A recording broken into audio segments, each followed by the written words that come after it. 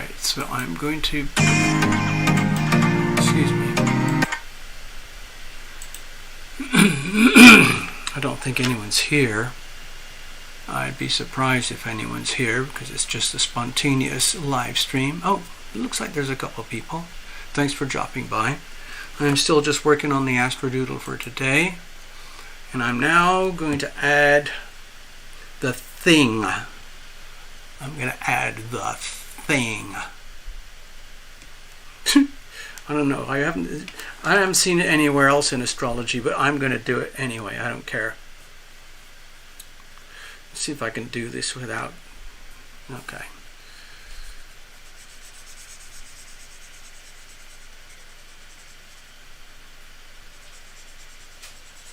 All right.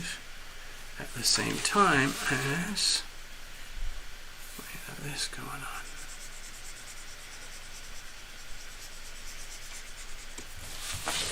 Yay! That's basically what I wanted to do. I'm going to sweeten it up a little bit, put some green around here, and so on, just a little bit of green, just to sort of make things a little more cheerful. And here we go. So there it is. There's the Astrodoodle. To me, it's very scary. I'll come back in just a second here. I want to say hello to anyone who's actually here. Greetings, it's TarotLumination. It's Friday night over here.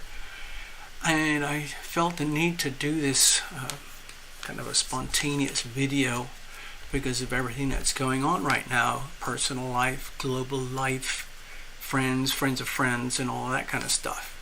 And there's one common denominator to all of it that I've noticed. It's the word, I think of it as crisis. And then I thought, okay, you know how I love to blame the planets. I like to blame the planets for everything. All the good stuff, all the bad stuff.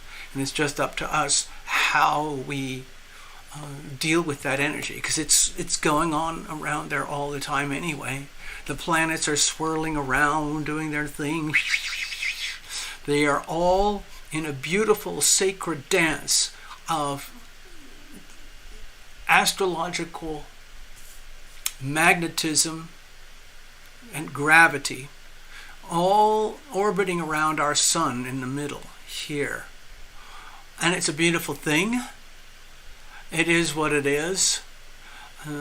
Human people have been observing this for many thousands of years, and they started to document observations just like they do in science experiments. It's called empirical evidence. It's when the scientist examines this, and this, and this, and this event, and it correlates to that, and that, and that, and that outcomes or observations.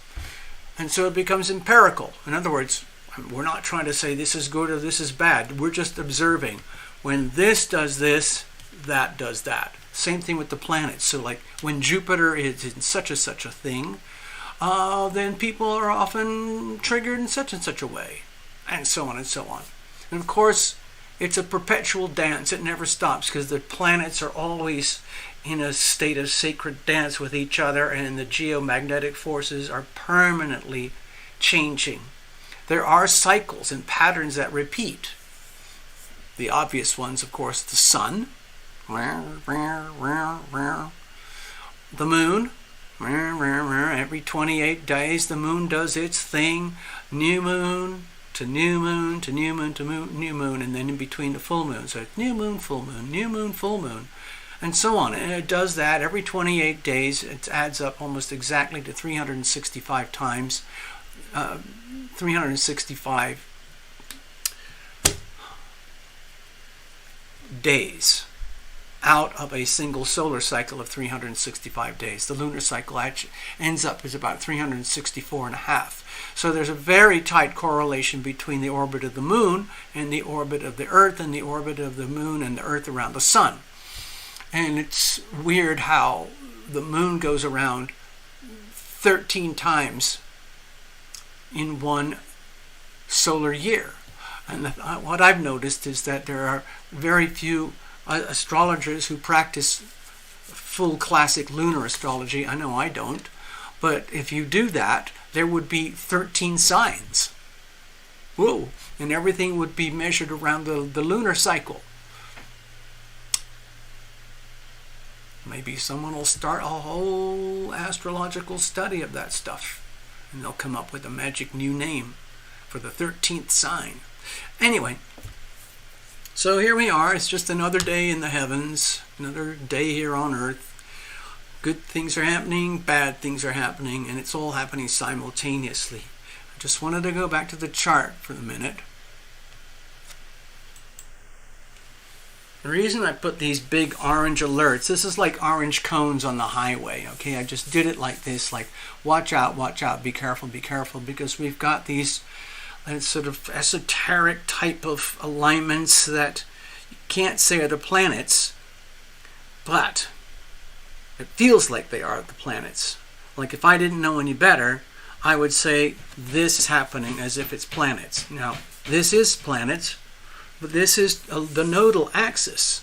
And if you'll notice, this is an extreme hard 90-degree axis to each other here. So it's like a massive, extreme hard T-square.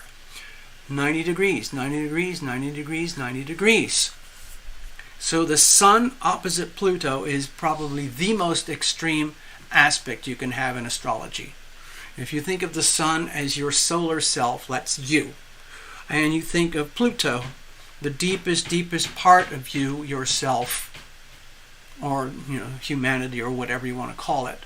The least tangible, the least understandable, the farthest away from our solar identity, and in direct contrast. Like some people are born with the Sun in harmony with Pluto.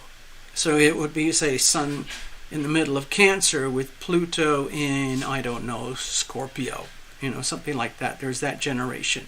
Or there's the generation that was born with Pluto in Libra, and maybe they had the Sun in Gemini. Things like that.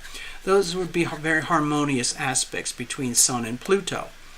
But right now, today, if a child was born today at this moment, they'd be born with this Sun-Pluto opposition and this hard square with the nodal axis. The way I interpret all this is crisis. Extreme crisis. Why? It's not just because of this big, fat, theoretical, grand square, grand cross. It's also because we're on the threshold, we're on the cusp of each of these, like 28, 29, 0, 1 degrees, 29 degrees, 0, 1 degrees, 29 degrees, 29 degrees. So they're all at the extreme hard angles. And when you look at the 29 degree, 29, 29, 29, these are the degrees of desperation. And so it's like multiplied many times over. And that's what I see happening around me. Now, I've got my own versions of desperation, and I think a lot of other people have their own versions of desperation that's going on right now. But there's also desperation on a global scale. So guess what? You've probably figured it out already. I can't resist. I have to go and give my rant about it. But I'm going to try and communicate in such a way that I don't get in trouble and trigger all the community guideline algorithms that have traditionally destroyed me, taken it down. Altair 30. Greetings, Altair 30. I feel like we're on an alien spacecraft. Thank you for dropping by. Let me go with big picture stuff for a minute, if you don't mind. As you know, I love to pull out my little map. Here we are. This is the world. This is our nest. This is our home. We all live here. You and all your friends and family, extended friends and family, we all live here. And that's it. There's nowhere else to go. We've now populated ourselves dramatically. Hello, Steffi. Greetings. So let's see, at the end of World War II, or in the early 1950s, which is only about 80 years ago, a couple of generations, the world had about 4 or 5 billion people. And a couple of generations before that, around the turn of the last century, the 1890s and the early 20th century, there was only about 3 or 4 billion at the most. And then 100 years before that, we're down to about the 1 billion mark. And so human population did this spectacular growth curve. I can't resist, I'm going to do a micro doodle. Okay, time and people. Basically an explosion in population. So for thousands and thousands and hundreds of thousands of years, the human population was down here. And then it started to reach about 100 million, 230, a billion, reached a billion.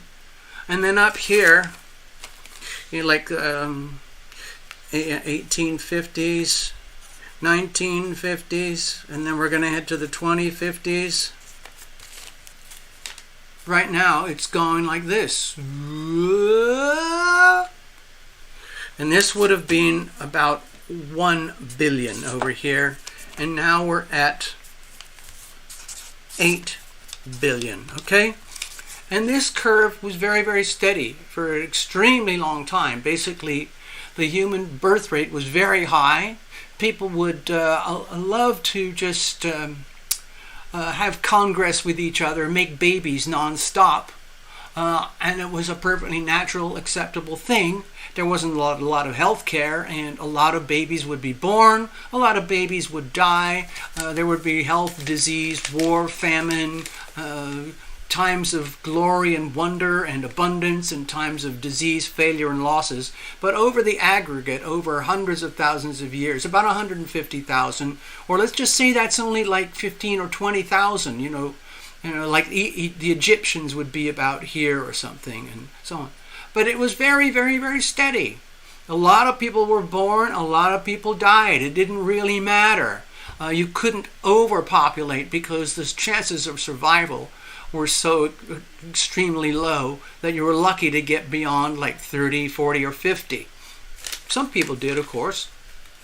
But eventually stuff happened, the Industrial Revolution, and then the 20th century, where we had astronomical advances with, everything. And now here we are heading 2023 up to 2030, 40, 50. It's going to end up about 10 or 11 billion, that's my guess. And then it's going to start going mostly because humanity has reached a point where we've reached the saturation. So what do? Well, you live in a world of saturation. What does that look like? Well, look around you. What does that look like? Food prices going up, up, up, up, up. Overpopulation going up, up, up, up, up, up, up. Over here, okay, the vast bulk of humanity lives in this area here. Bit over here, bit over here. When you get into this region, this region, this region, this region, it's very sparsely populated. When you get up into these regions here, way, way north, it's very sparsely populated. It's basically really cold up here. It's really cold over here. In the middle, it's warm, temperate climates, and around the equator, of course, it's about the same all year round. So guess what happens? It's just kind of like reptiles and whatever, because it's so warm and comfortable, you don't have to worry too much about what do I have to do to survive. The important thing for survival is reproduction. Got to make more babies, because that's your, biologically speaking, that's your life insurance policy, that's your labor force, that's your healthcare plan, that's your investments for the future, that's your proof of manhood, your proof of womanhood, that's your military, those are your nurses and your doctors. It's all your children. Everything was based on your children and having a viable population of young people. And of course, that's what a lot of people still do, especially if you're really tight in these areas here.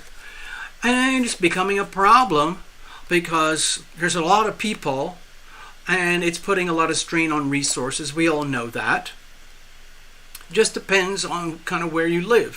Folks over here, of course, we have still a lot of abundance and resources available, but a lot of places have been pillaged. A lot of places don't have much at all, like if you're in the deserts here or the deserts here, you know. And over here, like there's 1.4 billion people here already. 1.4 billion people here. It's staggering. That's just how it is.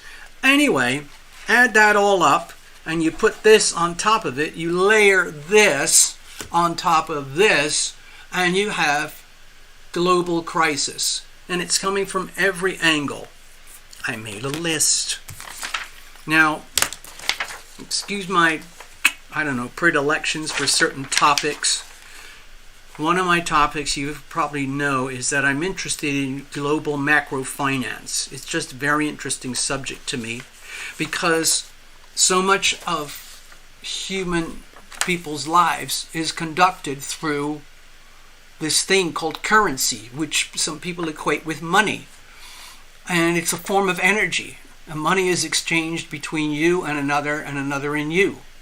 Whether it's a parent feeding a child, a corporation paying an employee, somebody gambling at a casino, somebody doing a transaction on an Amazon or putting money in or out of a bank account. It's all about the movement of currency. And after a while, about 1913, the people in charge of that stuff, the banking cartels and the banking families at the end of the 1800s decided we need to take this to the next level because it's very, very exciting and lots of fun to have control over all the money. Okay? So bankers get off on that stuff. And so they have turned it into an art form, and they decided the best way to do this is to create this thing called debt, basically borrowing and lending. And they basically kind of obliterated and put away the whole idea of sovereign wealth. Sovereign wealth would be where you have a natural skill, a talent, an ability, and you do something with that and you share it, and it is reciprocated and valued and rewarded accordingly, and you stack that up like a squirrel and then you do something with it. In the very old days, you could perhaps build a business or an enterprise, be a blacksmith or make food or something, and if you wanted to grow and expand, you would do that through your natural so-called cash flow. Like if you had a modest cash flow, you did enough business and activity every day, week, month, year to generate, let's say, a certain amount of abundance where you had a little bit more than what you needed for your life. You could put some of that abundance into expanding your business. Build another bakery oven, build another vehicle, or make another vehicle to transport it around the local villages and so on. Or if you're a fighter, build fancier weapons, or whatever it might be. If you're a farmer, let's build fancier machines and design things to advance the world of agriculture so that we can have more food, more abundance, more cattle, and so on. And so it became more and more complicated. How do we do that through barter? It becomes a little more tricky. And so eventually, for a few thousand years, people started to use this thing they called money, or tokens that represent money and value. And fast forward a couple of thousand years, here's where we are today. And the bosses, the people in charge, are the central banks. The Bank of International Settlements, they're the very, very pinnacle of all banks. And then you have all the world's central banks, which are the central banks for each country. And then under all the central banks, you have the regional and retail banks that serve the basic population, and so on and so on. And the way it's designed, it operates through debt. The currency doesn't exist except by decree. The bosses and the people in charge figured out, wow, it's a beautiful scam. We can propagate this onto everybody. So long as we print up these cool bits of paper that look really, really important, And we have these very powerful statements on the piece of paper that tell you that this is a very valuable piece of paper, and if everybody believes it, then why argue with that? Money is a belief system. Money is what we believe it to be. That's the first line in my little book. And it's still true today. Money is a belief system. And the United States Federal Reserve created the mother of all belief systems, which is still in existence today. And it has grown so big and so powerful and so corrupt that it is now imploding under its own weight. And the vast population in the world are starting to question this concept, this thing, this belief system of money. And a lot of people have figured out that they don't like being scammed and played the way they're being scammed and played. And so they've been looking for alternative ways to reclaim sovereign wealth, real wealth, like, in other words, your health, ownership of things like houses, cars, health, stuff, things, a coffee maker, a toaster,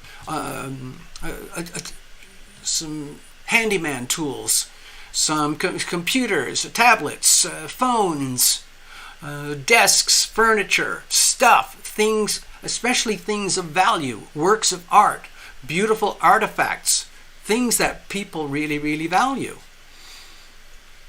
But instead, a lot of people have basically, I guess you could say, got seduced by the belief system that was created in 1913 and propagated across the world.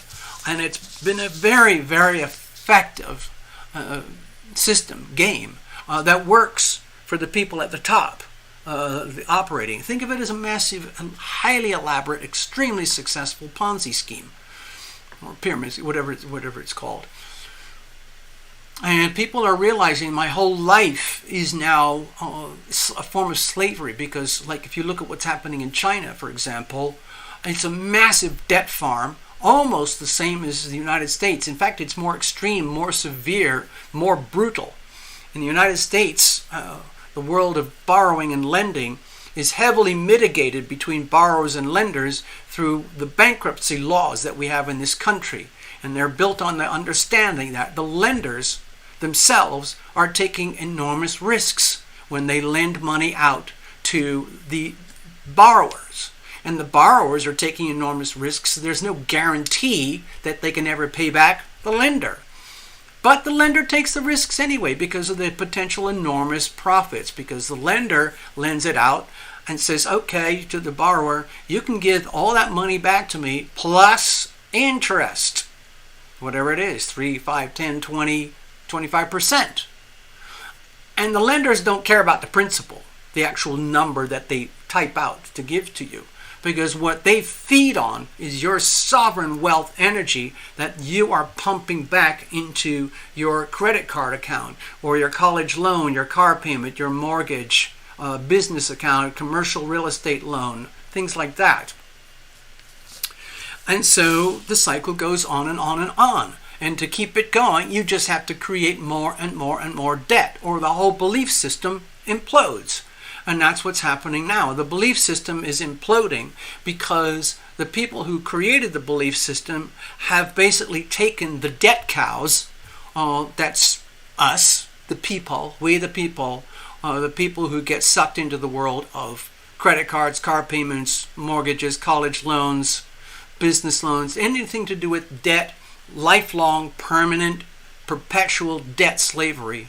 It's running out because it's hard to extend debt beyond 5, 10 years, but they figured out how to get it up to 30 years and more. Anyway, in China, it's got far, far worse, because in China, they don't really have the protections. In America, we have bankruptcy laws. In other words, there's no debtors' prisons here. So let's say I've got $100,000, $200,000 in debt. And all of a sudden I can't pay it for whatever reason. Oh, I broke my leg, I can't work. And I got a mortgage, car payment, credit cards. Oh, what am I going to do? Well, you can file bankruptcy for that and you're protected. And the lenders who took the risk have to accept the fact that they took the risk and the person who borrowed actually failed in the contract, and the lender can't go after you and arrest you, put you in prison, beat you up, curse you, curse your family, try to get your friends and family to pay back your debt to them, okay? Oh, look who just showed up. Oh, God. Anyway, I'm going to keep going. So, anyway, it's a system. And pretty much it's a universal system. Some people, some countries don't comply. Some people prefer and have found ways to live in a world of sovereign wealth, sovereign money, where they earn revenue.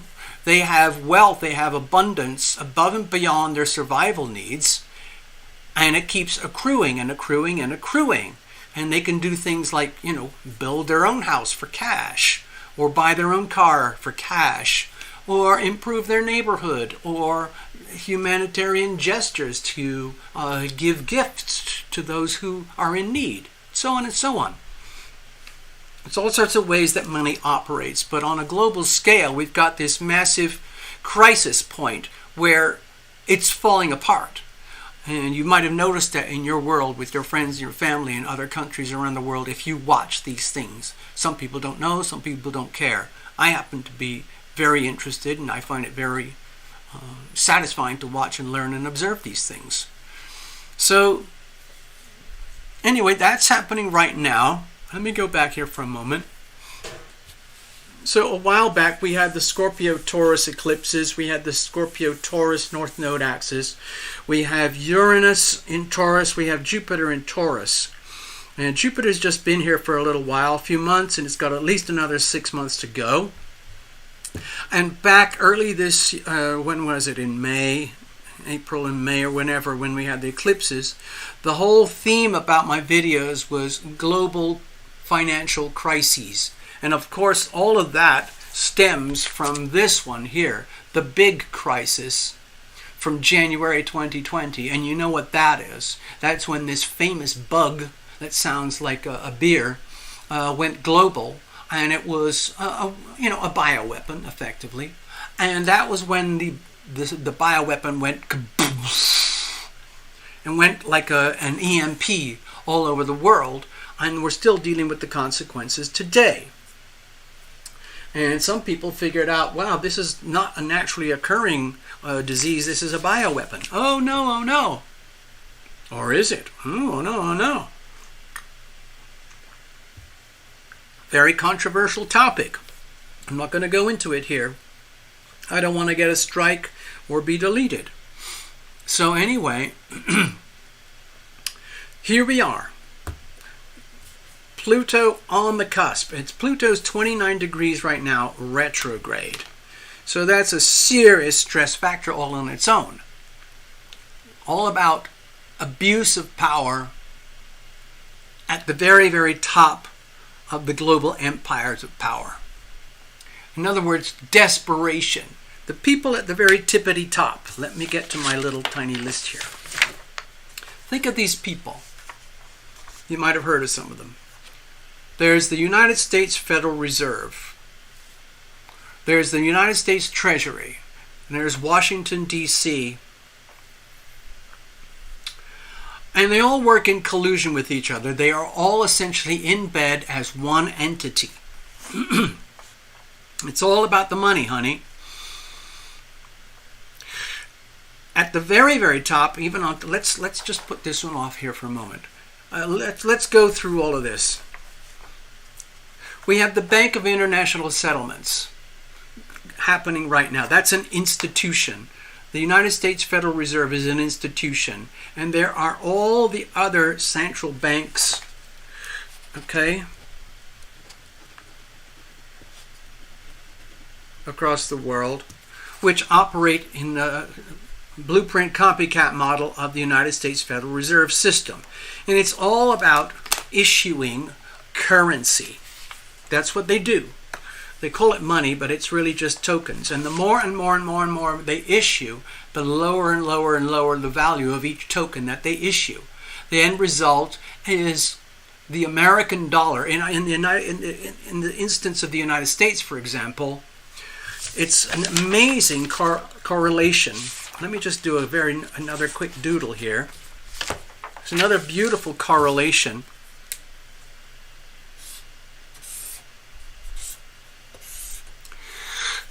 This is a little chart called M2. I think it's M2, the money supply. And it goes like this. Once they had the United States Federal Reserve banking system in place, 1913, what they do is they print money. They issue currency. And it goes, the chart went like this.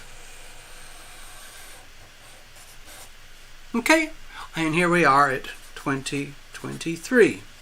1913, then there was the World War I, World War II, then there was the Bretton Woods agreements here, 1944, and then we had Nixon taking it off the gold, 1971, over here. And all of those incidents were actually, I would say, contrived in order to allow the Fed, the U.S. Fed, to give themselves permission to print more and more and more currency to increase the sense of value. And there was the Great Depression here. And that was like a test run to see if the system worked. And it worked beautifully. In other words, the more and more currency that they issue, the more and more people feel like they're rich. Oh, I've got more dollars in my hand. I'm going to spend more. I'm going to do more, build bigger houses, buy bigger cars. I'm going to borrow more money to do all that because I'm going to earn more money than I can back it up with. And so it starts to feed on itself. Anyway, there's the M2 supply. And then there's the Dow Jones Index, the stock market, the way United States stocks are valued and priced. Not valued, but priced. And it goes like this. It's almost an exact correlation.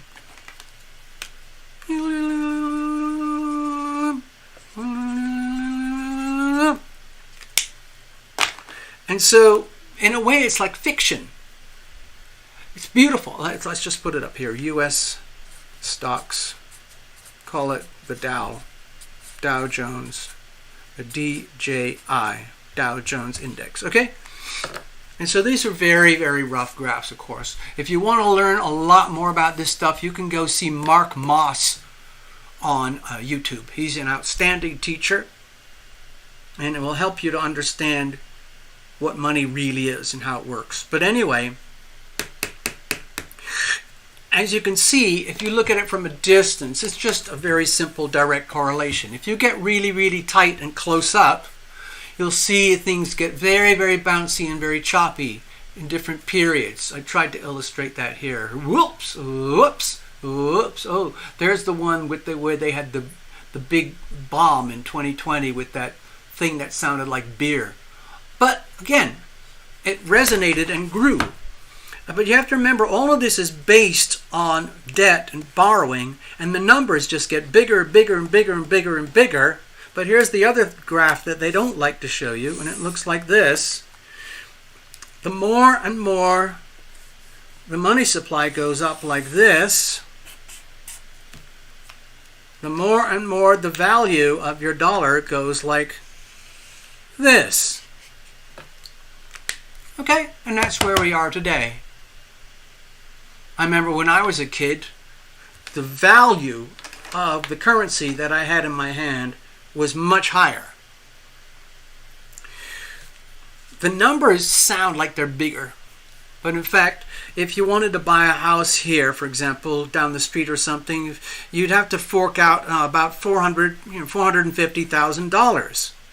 20 years ago, 40 years ago, that very same building would have been on the market for about 180,000, 190,000. And what happened in the last 40 years to make a house that was once 180,000 suddenly go up to 400,000? What happened? Nothing. The house still, it's the same house, same roof, same yard, same concrete, same rooms, If they might have been some home improvement sort of whatever. But the only thing that made this number go from 180 to 400 was the printing of money, the increasing on money. And that money had to go somewhere. It goes into circulation. And so it's more and more and more currency chasing the same thing. So effectively the value of your sacred dollar just goes. And if you follow the big cycles, which I like to do, as you know, over hundreds of years, we've got the Pluto cycle. And this is about, we could do it from here to here. Let's just do it from here to here to here to here. And this is about 250 years. Okay? 250 years. In between, there's another magical cycle that people started to notice. And it's an 84-year cycle. It kind of goes like this. And so on. And this cycle here is well recognized in long-term history with the correlation to empires. So if you think of this as one episode, one Pluto cycle, from here to here, that looks like the same journey from here to here. In other words, from this 29-degree crisis point to the next 29-degree crisis point in 250 years from now. And so if you go backwards to 250 years, you're getting around to 1776. Ooh, now isn't that an interesting number? 1776. Huh. Why does that resonate so much? Let's have a look. I wonder how and why. But anyway, you might recognize the date of the 4th of July, 1776. And all of that energy was around here. Okay, and here we are. 250 years later, guess where we are? We're in the new version of it from here. So we've just lived through a 250-year Pluto cycle. And guess what? It happened before, and it happened before, and it happened before again and again. And you can trace back in history. I'm not a historian, but you can go to those channels and teachers, and you can find how these cycles represent the cycles of empires. This you could call the American Empire, because it is like an American empire. And yeah, as you can tell, you might have noticed that it's coming to the end of its current shelf life, and it's going to be, let's say, reconstituted into a different form. And if you look at natural planetary cycles, if you think of this as the birth, 1776, July, 4th of July, and we just had 4th of July, 1776.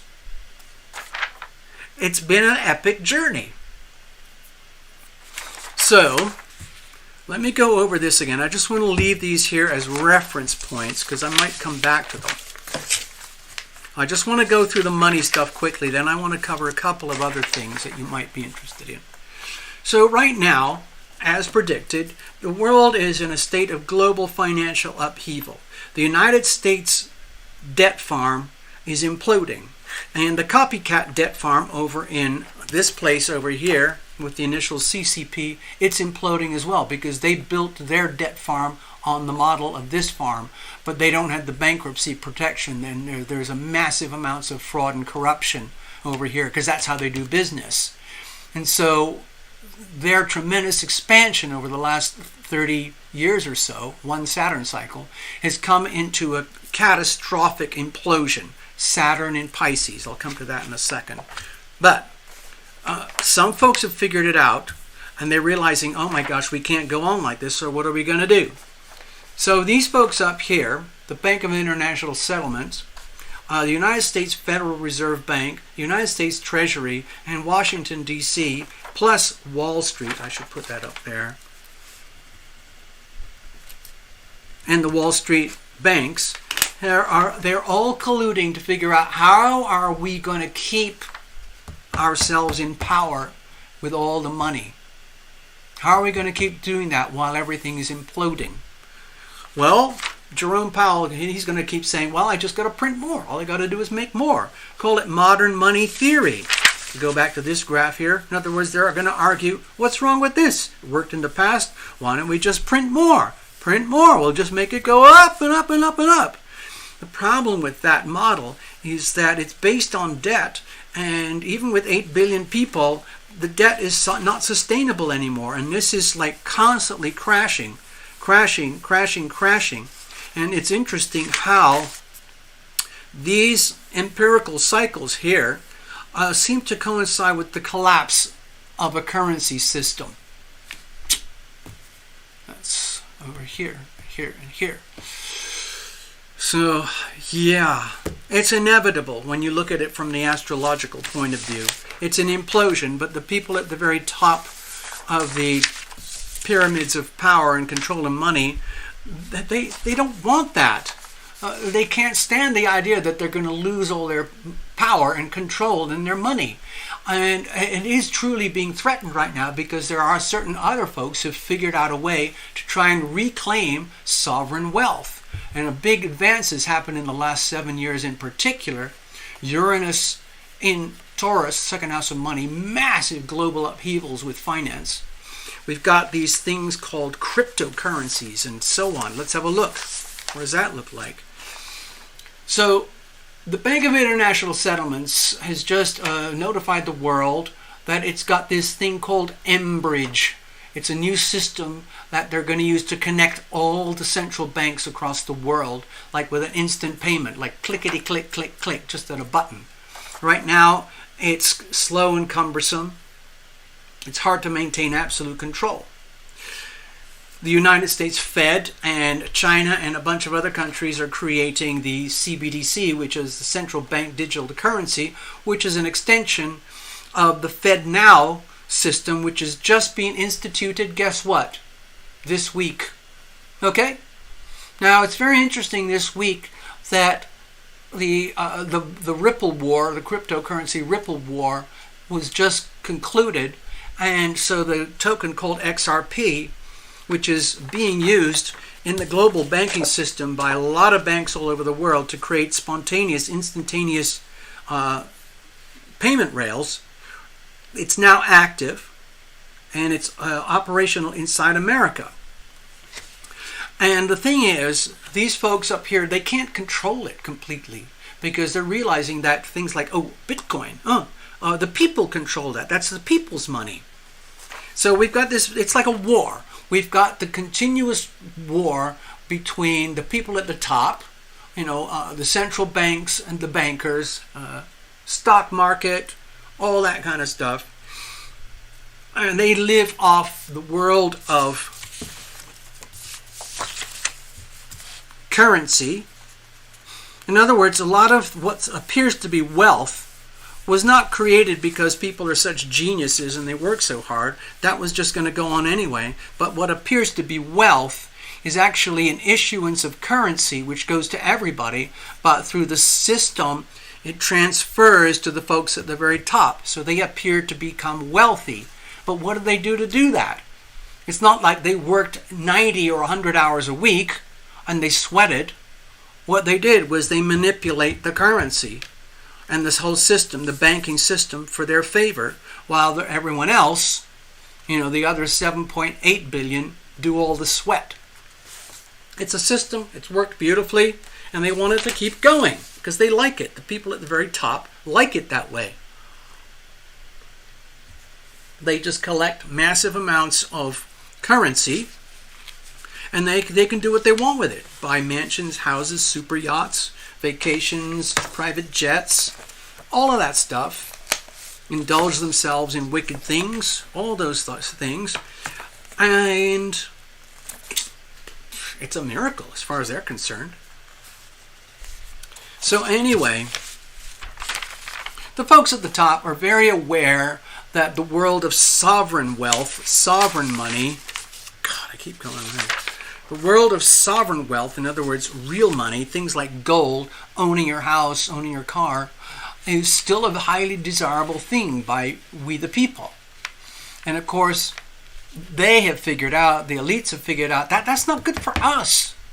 The worst thing we can do is have a very healthy middle class with everybody owning their own houses, owning their own cars, owning their own education, owning their own businesses, owning their own things of value. Where does that leave us? We can't milk them anymore like debt cows because they're totally sovereign. Okay, so they figured out a way to destroy that sovereign wealth just by issuing more debt and more currency, and everybody got sucked into it because they didn't know any better. In other words, we, the people, were conditioned to believe that debt, loans, borrowing is the path, the journey to life and wealth. That's it. And, of course, because it's all kind of a sham, it's all come apart.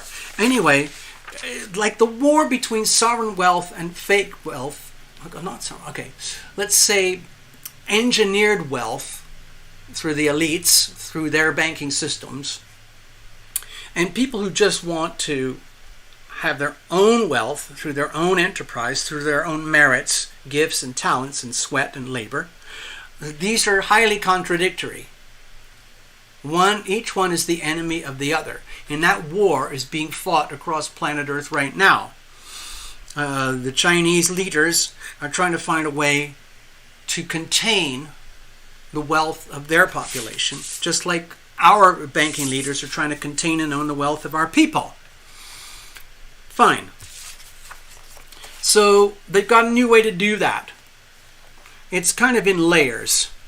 The Enbridge is the Bank of International Settlements, where all the big treasuries and central banks connect with each other. And then in the retail banks in America, they've got the Fed now connected with the Fed, instantaneous payments.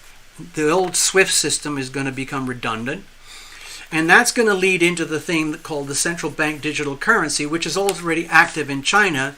And if you study this, if you do your own research, you'll understand that it's a form of financial slavery, financial control, and imprisonment. Much, much more dangerous than our existing systems. And so, some folks are resistant. The people who invented cryptocurrencies, they're highly resistant. They want sovereign wealth. There are people in these places, the BRICS, Brazil, Russia, India, China, South Africa, who are sick of the elites in their system. So they're trying to create an alternative system. There's people all over the world, in the banking world, who have special drawing rights, which people don't hear about much, but it's a basket of currencies that's used between the banks. And we don't do it ourselves as average citizens.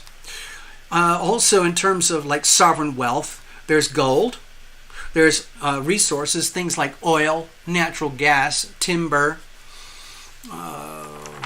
what else? Water, wheat, soy, coal, oranges, meat, dairy, commodity resources that are essential to life. Real wealth, okay?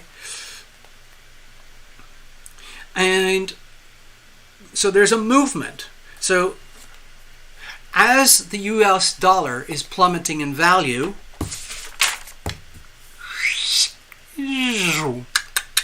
more and more people are realizing that this plan to print more and more money just doesn't work anymore, because you get things called inflation or hyperinflation. So just like what's happening in Venezuela, Zimbabwe, and so on, where you get catastrophic poverty. Well, guess what? We are not immune. This is happening in America right now, and it's going to accelerate and decrease even further in value, which is going to take this further and further close to the zero mark. So there are people, like I said, who are trying to invert this and turn it back into something more like this.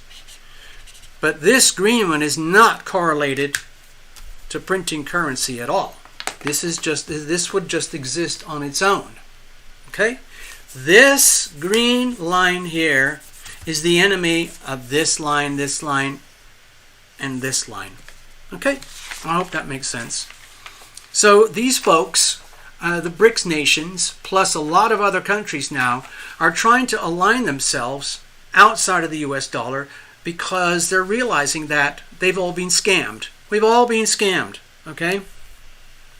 So it's great. It's very exciting that there's this structural global, well, it's global restructuring, very much like the tectonic plates, you know, over here, here, here, here, here, here. It's shifting. And it's not just the tectonic plates of planet Earth, it's the tectonic plates of human experience, human behavior, human populations, human activity, human banking, human money, human currency. And so we're going to be entering a radically different world in the next 20 years because this point here correlates to just another one of these cycles. And every time it enters one of these cycles, we have a 20-year period right here. Okay, this period here, it happens every single time with the astrology. Pluto goes into the sign of Aquarius. Okay?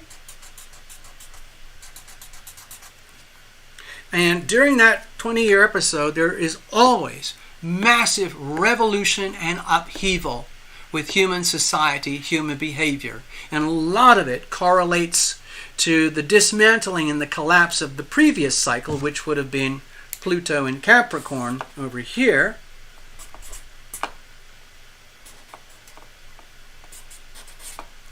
As the powers and the elites start to crumble at the very end of the Pluto cycle. So this is always, always, always a 250-year cycle of the death of the elites and the power structures and the revolutionary upheaval birth process of a new cycle, a new version of humanity and behavior, a new, perhaps even a new empire. Perhaps it'll be the American Empire version 2. We don't know. So anyway, we already know historically that these episodes, very specific dates, have very recognizable patterns. Revolutionary wars and upheaval. Here, here, here, and now we're having them here. And some people have even declared World War III. I personally believe we're already there. It's already been happening because the Pluto cycle moves very slowly. For the last 5-10 years or so, 10 years, the war games have accelerated dramatically. We're now at the crisis point where it's inevitable that war games are going to become highly incendiary across the world. A lot of the wars are being fought already in the currency markets. Financial warfare. Things like switching off the currency of one country and another. You know, the United States did a lot of sanctions on Russia. Blocked their ability to transact through the global SWIFT financial system. So that's a weapon. The American dollar is weaponized against its own American people. It's weaponized against the Middle East, everywhere. And everywhere else in the world is sick of it. They're sick of the weaponization of the dollar. You've heard that expression before. And that's why people are starting to move away from the American system, American hegemony, where we are the boss of the bosses when it comes to global currency and financial markets. Because everyone else has realized it's a scam. We're sick of it. We're getting reamed. We're getting screwed. They control us. Did I make that chart already? Anyway, yeah. So that's the money stuff. I wanted to do a couple of other things in case anybody's still here watching. I don't know. The thing is, these attempts to circumvent the system in place by the elites is radical and it's new. And you can think of cryptocurrencies especially, and as a way to reclaim sovereign wealth. As the value of the US dollar goes down, as the belief system of fiat currencies starts to implode on a global scale, something has to come in to replace it so that people can transact and interact. So I made some notes about that on another video when Mercury was in Cancer over here opposing Pluto in Capricorn. And I predicted that we're going to have, it's going to be very open in terms of language and conversation about the disparity of what's happening in America. And it's very, very obvious.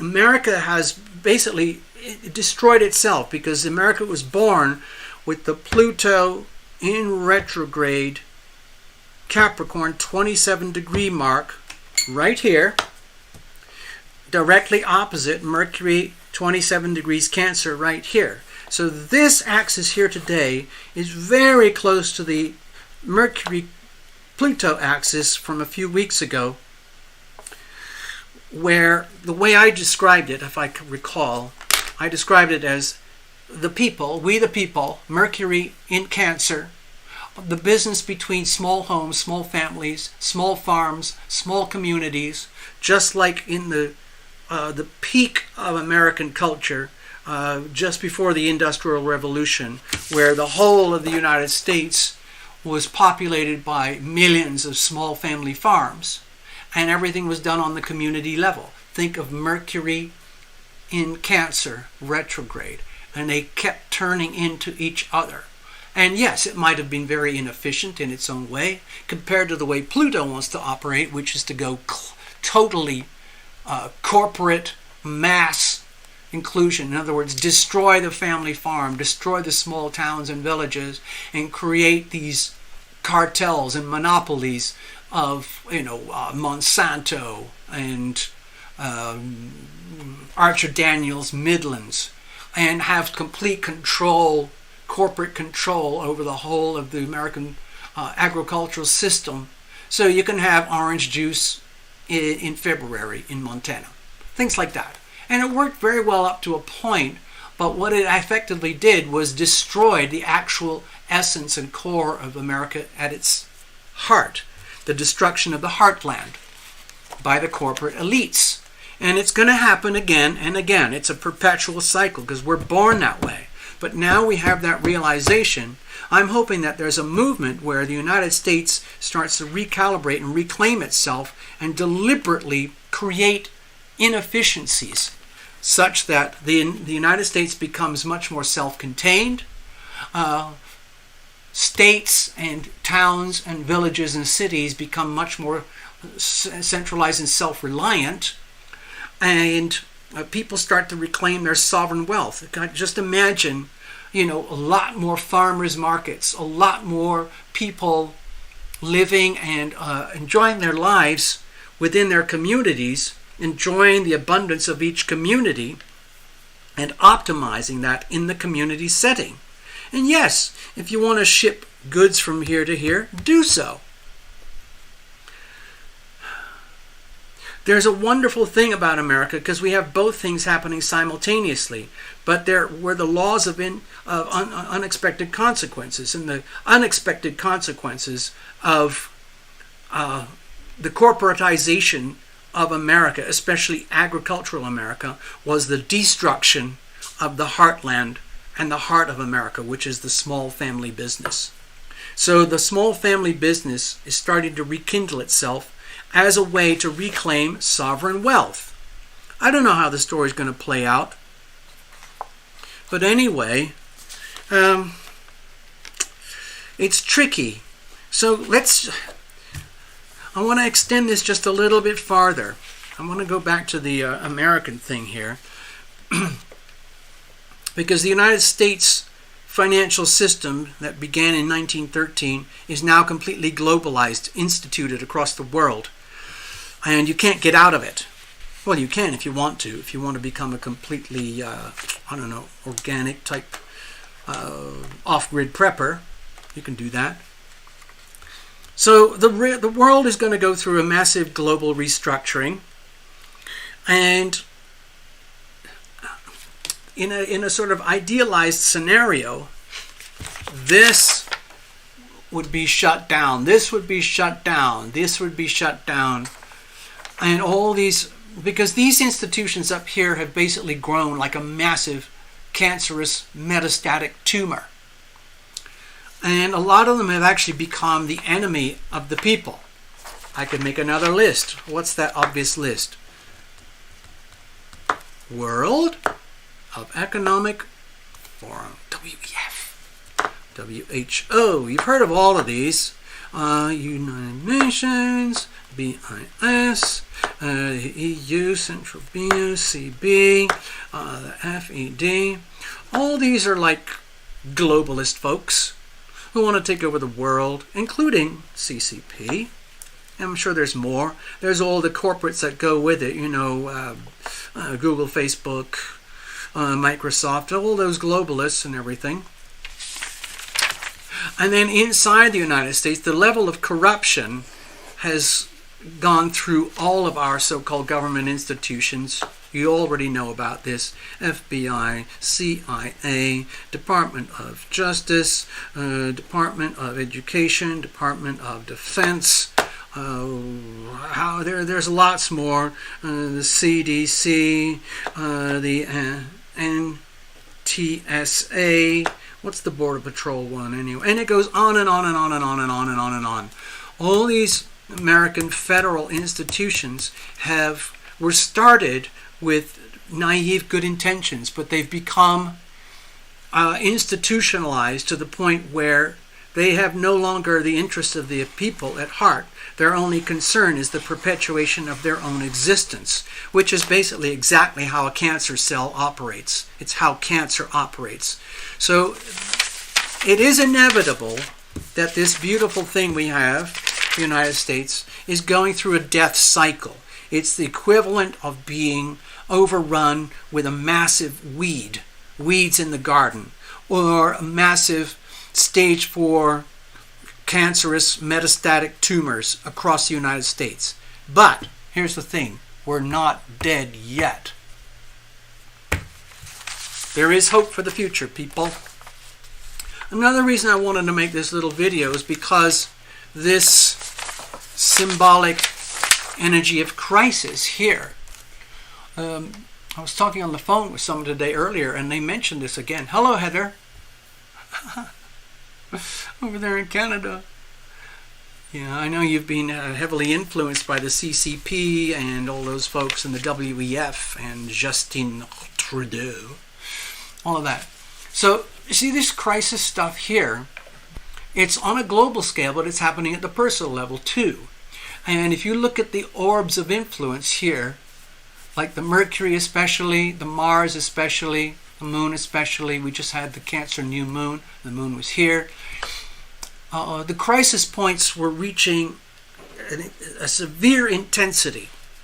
What I noticed, I would say over the last 10 days or maybe even just a week or so, I saw it all around me. I saw, especially at the point of acute crisis, right there, I think it was actually on the new moon itself. A dear friend ended up with a major heart attack. A couple days before that, I saw multiple car crashes. I felt one of them in my body. I knew it was going to happen. I was at a grocery store, and I felt my body go, "Ugh!" And it wasn't me, but I knew there was a major car crash. And on the way back to the house, kaboom, there it was. And I saw it, and I went, oh, now I understand. And that happened multiple times. Some of my friends contacted me about the sudden amazing crises in their own lives. So, you know, how does the crisis pan out in your world? Like if you're an Aries, it might look like this. If you're very Cancerian, the aspects may land like this. If you're a Libra, the aspects may land like this, and so on and so on. It could land anywhere. But these crisis points are universal. It's just how do they apply to you? Anyway, I don't want to take up any more of your time, any more of your day. I hope you got something out of this. Actually, I gotta keep. I'll sort this out later. What I wanted to do is offer. Hello, Heather. Yes. Hi. What I wanted to do is offer my services here. If you want to, if anyone wants to go into it deep at a personal level, we can do that. It's a lot of fun. You can go to TarotLumination.com, look at the website. There's a place where you can book readings, schedule it, and so on. There's the Buy Now button and so on. And I see that over here. And all we have to do is schedule time in a day. You record it, you keep it. It's live, it's in person, it's very personal. It's a lot of fun. I just wanted, I guess, for me personally today about making this recording, I just wanted to memorialize this little astrodoodle. I had this in my vision before I even wrote it out. I just wanted to share it with everybody. I've never made one like this before, but it's just as much of an astrodoodle as any other astrodoodle I made before. It just had some extreme crises points. I don't know of anyone talking about this particular one because that's not a planet and that's not a planet. So you wouldn't see it in a traditional astrology software or astrologer's reports. But I'm calling it out because to me this is very obvious and it's very vivid. Anyway, I got a lot of stuff to do like you all do, or it's Friday night. It's probably already Saturday if you're in New Zealand and Australia. So let's check out. I'm going to stop. Actually, this is very, very tricky. I am going to say farewell right now, but to shut down this video so that you don't lose the last couple of minutes, I have to stay here and supervise it. As it comes through the stream, I have to watch through another screen to see what people are seeing, and once I'm done with what I have to do, then I can shut down the transmission. If I shut it down now here from the transmission software, you're going to lose the end of the whole thing. And to me, the conclusion is very important. Okay, so I'm going to officially say farewell, love thyself, make the best of this time. See you soon. Okay? Bye-bye. How can I do this? Okay, that's officially the end. Now I have to do this other weird thing. You know what? I could play a song. That's what I'll do. And that'll just rotate or something. Okay, how about that? I will play you my 2A song. It's my Second Amendment song. That might mean something to some of you. Let me see if I can find it here. I'm scrolling through different filing systems and then ultimately a file. This should be it here. I will find out in a moment.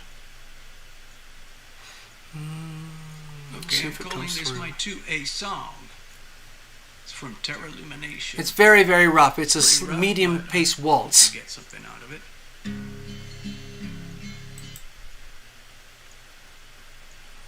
All right, let me see. I'll start it again. Hold on.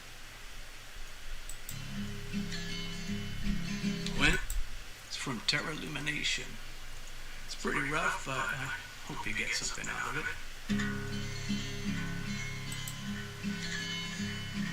When will I stop being censored? All I'm doing is speaking the truth. Instead of being labeled as a domestic terrorist extremist with the short views. The fake news just lies and suppresses. The Marxists are writing the scripts.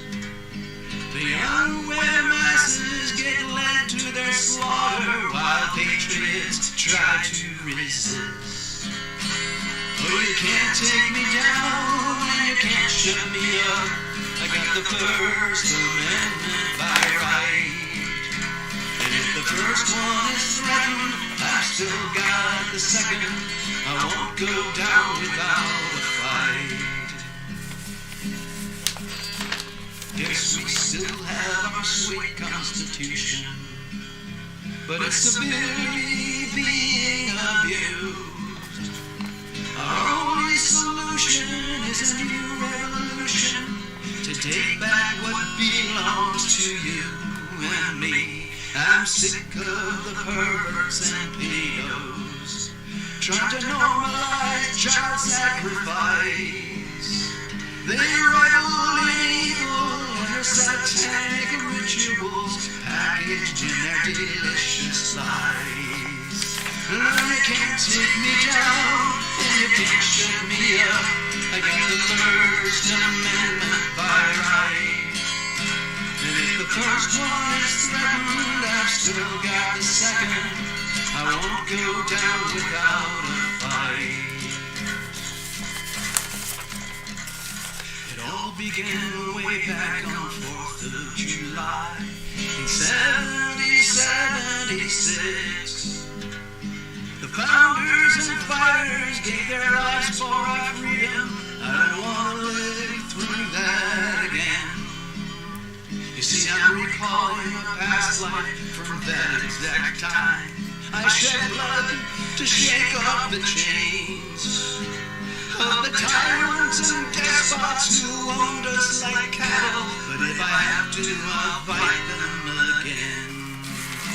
You can't take me down and you can't shut me up. I got the First Amendment by right. And if the first one is threatened, I've still got the second. I won't go down without a fight. No, you can't take us down and you can't shut us up. We got the First Amendment by right. And if the first one is threatened, we've still got the second. We won't go down without a fight. There, I hope you liked it. So yeah. Hey Fluffles, I'm actually just wrapping it up right now, and I'm going to leave it at that. Of course we can connect another time. I haven't done any readings or mini tarot, tarot mini readings or anything like that. I was just doing an astrological rant. So that's kind of where we are. That's where we were. You can watch some of it again if you want to. I was talking mostly about this massive, super hyper stressful aspect that we're dealing with right now. And sort of my impressions, my opinions. What does that look like for individuals? What does that look like for the world? That kind of stuff. Anyway, let's go over here. I gotta see if the stream is actually closing. No, man, it's an enormous delay. Enormous delay. So I'm sorry, I'm gonna stay here and watch this until at least I see the song starting. Something like that.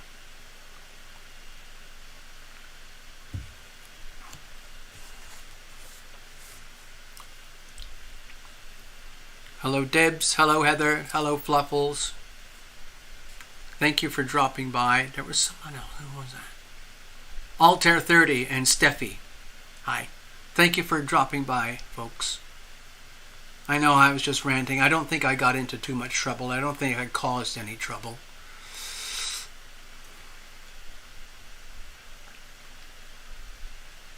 Okay, so the song should be starting about now. Yeah, that's it.